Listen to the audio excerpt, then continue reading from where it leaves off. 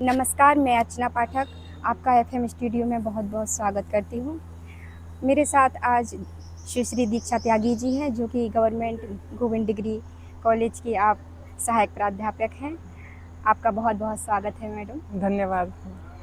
Ma'am, सबसे पहले मैं आपसे जानना चाहती हूँ कि आजकल की डिजिटल शिक्षा जो है और डिजिटल जागरूकता है, उसका आपस में कितना गहरा संबंध है? आज की हमारी जो शिक्षा प्रणाली है उसमें डिजिटल जागरूकता एक अनिवार्य अंग या उसका एक महत्वपूर्ण अंग है। और यदि हम देखें कि आज के बच्चों को जिस तरह से या जो हम छोटे बच्चों को जिस तरह से सड़क के किनारे जी। चलना सिखाते हैं, तो उसी प्रकार से इस आभासी दुनिया से बच्चों को उनका मतलब उसके स्वरूप से परिचित कराना है और किस तरह से उस संसाधन का उपयोग करना है। तो ये सिखाना आज के शिक्षा प्रणाली में एक महत्वपूर्ण अंग बन चुका है। मैम, अब मैं आपसे जानना चाहूँगी, एक शिक्षिका होने के नाते आप आज की छात्राओं के सामने जो वास्तविक दुनिया है और जो डिजिटल दुनिया है, उसमें कितनी चुनौतियाँ हैं? यूँ तो बच्चों के सामने वास्तविक दुनिया में ही काफ़ी चुनौतियाँ हैं, क्योंकि जिस तरह से हम देखते हैं कि बच्चे जो होते हैं कि मिट्टी के कच्चे घड़े होते हैं और उस मिट्टी को आकार देना हम शिक्षकों की एक बहुत बड़ी जिम्मेदारी होती है। और उसमें इस डिजिटल दुनिया का आगमन उनके जीवन में एक तरीके से बहुत ही चुनौतीपूर्ण हो गया है और शिक्षकों के लिए भी यह चुनौतीपूर्ण हो गया है कि दोनों में उनके साथ तालमेल बैठाना है। पहले तो उन्हें इस वास्तविक दुनिया के जो खतरे हैं, उसकी चुनौतियाँ हैं जो उनके जीवन में व्यावहारिक रूप से आती ही है, उससे परिचित कराना है। और दूसरी यह जो डिजिटल आभासी दुनिया है, नित नए नवीन जो उसमें नवाचार सामने आ रहे हैं, उससे भी उन बच्चों को परिचित कराना एक महत्वपूर्ण कदम भी है और जिम्मेदारी भी है।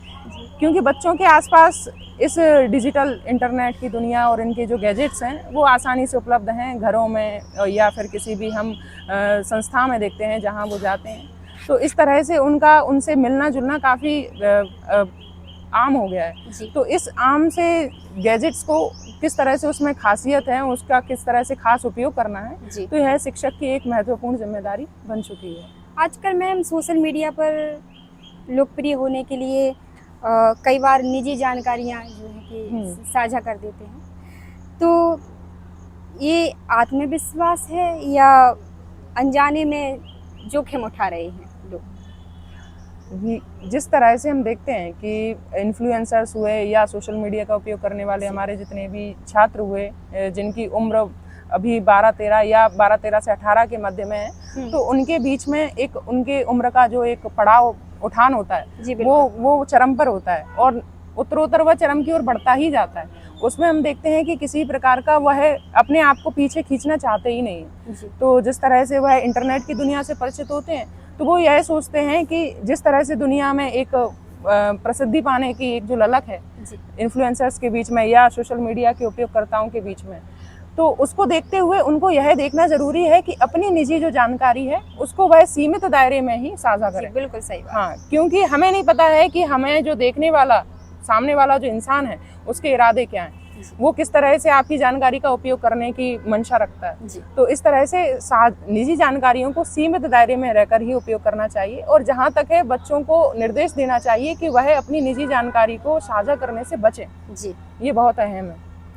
यदि किसी छात्रा का फोटो या वीडियो, आजकल फेक आईडियाँ बन जाती हैं, आपको पता होगा, तो जब फेक आईडी बन जाती है, फोटो गलत तरीके से अपलोड हो जाते हैं, वीडियो अपलोड हो जाता है, तो छात्राओं को जैसे ब्लैकमेल किया जाता है, तो उसके लिए सबसे पहले उन छात्राओं को क्या करना चाहिए? ऐसे समय में जैसे हम देखते हैं कि छात्राएं हमारे यहाँ, मैं अपने भारतीय परिवेश की बात करूंगी और अन्य संस्कृति की बात ना करते हुए मैं भारतीय परिवेश को ध्यान में रखते हुए ये सारे जो प्रश्न हैं आपके उनका जवाब दे रही हूँ। तो हमारे यहाँ जो छात्राएं होती हैं अमूमन वो थोड़े से संकोची प्रवृत्ति की होती हैं कि अगर मैंने अपने घर वालों को या उनके साथ जो गलत हो रहा है उसके बारे में अगर उन्हें समझाया बताया, तो कहीं ना कहीं उन पर ही उनकी स्वतंत्रता को बाधित करने के जो नियम हैं उन पर लागू किए जाएंगे घर वालों के द्वारा। तो ऐसे समय में छात्राएं जो है घबरा जाती हैं। तो मेरा उनसे कहना यही होगा कि आप घबराएं नहीं, ये जो गलती हुई है वो अपराधी की है, अपराध गलत है यहाँ पे, या अपराध जो करने वाला है अपराधी वह गलत है, आप नहीं है।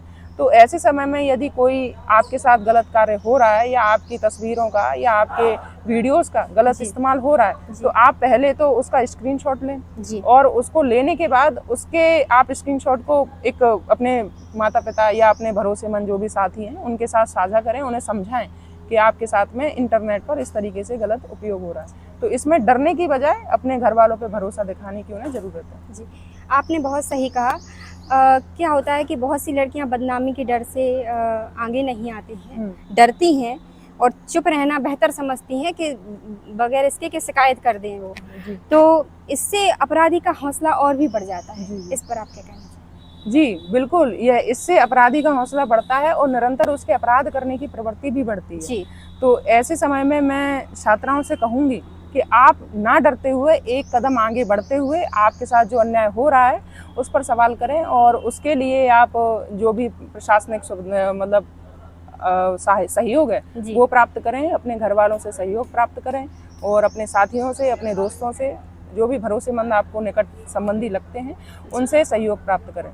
कहीं ना कहीं इससे अपराध की जो प्रवृत्ति है अपराधी के भीतर उस पर अंकुश लगता है। क्या अभिभावकों को केवल मोबाइल की निगरानी करनी चाहिए या बच्चों के साथ ऐसा विश्वास बनाए रखना चाहिए कि वो उनके अपने माता पिता के साथ सारी जो समस्या है या जानकारी है वो समस्या खुलकर अपने अभिभावकों को बता सकें? जी बिल्कुल, मैं ये कहूँगी कि अभिभावकों और बच्चों के बीच में एक दोहरी पारस्परिक जो सहभागी है इसमें इस डिजिटल युग में होनी चाहिए परिवार के भीतर कि आप अपने बच्चे पर भरोसा जताएं और बच्चा जो है अपने माता पिता पर भरोसा जताएं। तो इसके लिए सबसे अहम हो जाता है कि जो संवाद का क्षेत्र है परिवार में वह खुला होना चाहिए। जी, और सबसे बड़ी बात यह है कि जो अभिभावक हैं वो प्राइवेसी को या उन पर निगरानी को, उनके जो फ़ोन का जो स्क्रीन टाइम है उसको देखें जरा कि भाई आपके बच्चे का स्क्रीन टाइम कितना जा रहा है और साथ में यह भी देखें कि वह किस प्रकार की लिंक पर क्लिक करता है, किस प्रकार के फोटोज देखता है या किस प्रकार के ऐप्स को यूज कर रहा है। इतनी निगरानी मुझे लगता है कि अभिभावकों के द्वारा होनी ही चाहिए और साथ में एक जो जजमेंटल नजरिया है उसको ना देखते हुए एक सहयोगात्मक या समर्थक नजरिया उस वातावरण का घर में निर्माण होना चाहिए। आपने बहुत सही बात कही। जैसे कि आजकल AI है और डीप फेक है, इसका इस्तेमाल बहुत ज़्यादा हो रहा है। मैम आप हिंदी साहित्य से जुड़ी हैं, तो क्या साहित्य युवाओं में संवेदनशीलता, नैतिकता और जिम्मेदारी के लिए आज भी उतना ही प्रभावशाली है? बिल्कुल, साहित्य अगर कहा जाए तो हमेशा से ही युवाओं में संवेदनशीलता, नैतिकता और जिम्मेदारी या कर्तव्य भावना को लेकर हमेशा ही प्रेरणा देता हुआ आया है। अगर आज के दौर के साहित्य की बात करें तो कम से कम आज के दौर का साहित्य युवाओं को उस यथार्थ से परिचित कराता है जिससे वो परिचित होने से कभी कभी पीछे रह जाते थे या उनके जीवन में जो नित्य नवीन परिवर्तन हो रहे हैं वो भी हमारे साहित्य में जो लिखा जा रहा है उससे भी वह परिचित हो रहे थे, क्या उनके संवेदनाओं पर, भावनाओं पर उसका प्रभाव पड़ता है। तो यह आज भी बिल्कुल सार्थक है, कारगर है। मैम यदि सोशल मीडिया का सही उपयोग किया जाए तो विद्यार्थियों के लिए ये कितना सही कारगर होगा और कितना सशक्त हो सकता है विद्यार्थियों के लिए? सोशल मीडिया का यदि हम उपयोग की बात करें तो जैसे मैं अपने स्वयं के अनुभवों की बात करूं कि मैं भी किसी समय में सोशल मीडिया का प्रयोग करती थी, इंस्टाग्राम, फेसबुक। तो मैं अपने अनुभवों की बात करूं तो उसमें मैंने देखा है कि पहले जब देखा जाता है कि अमूमन कि कौन क्या कर रहा है, किस तरीके के फोटोज डाल रहा है, तो बच्चे थे जब 14-15 साल की उम्र थी, इतना ज्ञान भी नहीं था कि सोशल मीडिया का उपयोग किस तरीके से किया जाना चाहिए। तो जैसे सबके देखा देखी मैंने भी अकाउंट बना लिया। उसके बाद जब देखा गया कि मेरा समय उस पर ज्यादा व्यतीत होता है और वो व्यर्थ ही हो रहा है, उसकी कोई प्रोडक्टिविटी मेरे जीवन में आ ही नहीं रही है या मैं उसका सही सार्थक उपयोग कर ही नहीं पा रही हूँ, सिवाय इसके कि दूसरों की प्रोफाइल्स को देखना या दूसरों के फोटोज न्यूज फीड में देखना और अपनी प्रोफाइल्स देखना, हमारे प्रोफाइल्स पर कितने लाइक, कमेंट, इसकी चिंता को देखना। और कई बार जिस सोशल मीडिया के खतरों की हम इस साक्षात्कार में बात कर रहे हैं उसकी कहीं ना कहीं थोड़ी बहुत शिकार मैं भी हुई हूँ। अपने पर्सनल अनुभवों से कहूँ तो मेरे फेसबुक का अकाउंट जो है कुछ जब मैं चलाती थी तो एक बार हैक हुआ था, तो उसके बाद मैंने उस फेसबुक को मतलब डिलीट ही कर दिया है, मैंने अपना अकाउंट डिलीट कर दिया। और इसी तरह इंस्टाग्राम को भी मैंने डिलीट कर दिया क्योंकि मैंने देखा कि ये मेरे जीवन में कोई ज़्यादा उपयोगी नहीं है।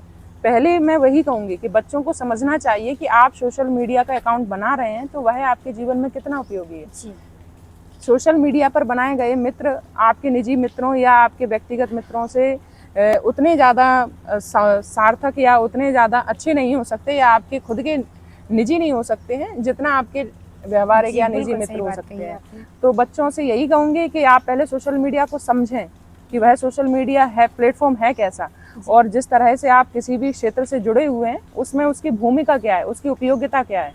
उसके उपरांत ही आप उस अकाउंट को एक्टिवेट करें या अपने अकाउंट को एक्टिवेट करें और उसके लिए भी समय निर्धारित करें, क्योंकि यह भी एक तरीके से आज देखा जा रहा है एक नशे के तौर पर कार्य कर रहा है। घंटों हम अपने उस फ़ोन पर बिता देते हैं और हमारा घंटों का समय यूं ही व्यर्थ हो जाता है। कहने के लिए समय बहुत उपयोगी है, अमूल्य है। तो मैं यही बच्चों से सलाह दूंगी कि आप पहले उसके सार्थकता को समझें, उस प्लेटफॉर्म को समझें, उसकी प्राइवेसी टर्म एंड कंडीशंस को समझें, उसके बाद अपनी फील्ड को समझते हुए, अपने वर्क को समझते हुए उसके उपयोग को साधें। जी मैम, आपने बहुत अच्छी बात कही। आजकल रील निकालते निकालते 1 घंटा कब चला जाता है, स्क्रॉल करते करते कितना समय निकल जाता है, कुछ पता नहीं चलता है।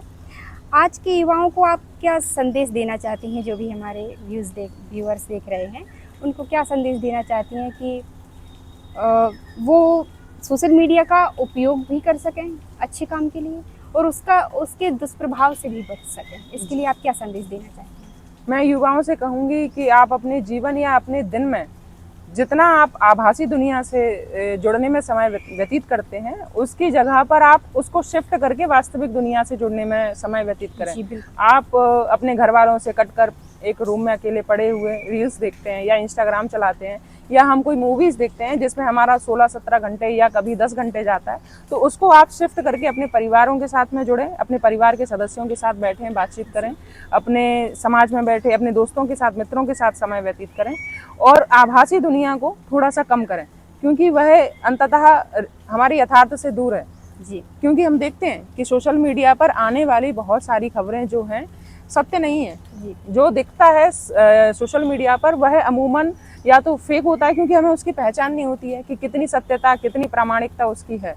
तो इसीलिए उस पर विश्वास, जो संदेह है, वो ज़्यादा आ जाता है।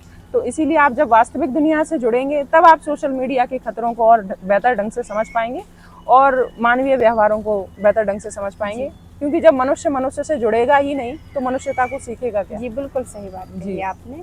मैम, आपका बहुत बहुत धन्यवाद। आज के महिला सुरक्षा और साइबर सुरक्षा जैसे गंभीर मुद्दे पर आपने जो भी सार्थक सुझाव दिए वो हमारे व्यूअर्स के लिए बहुत ही उपयोगी होंगे और महिलाओं और छात्राओं के लिए काफ़ी सार्थक होंगे। उसके लिए आपका बहुत बहुत धन्यवाद। धन्यवाद।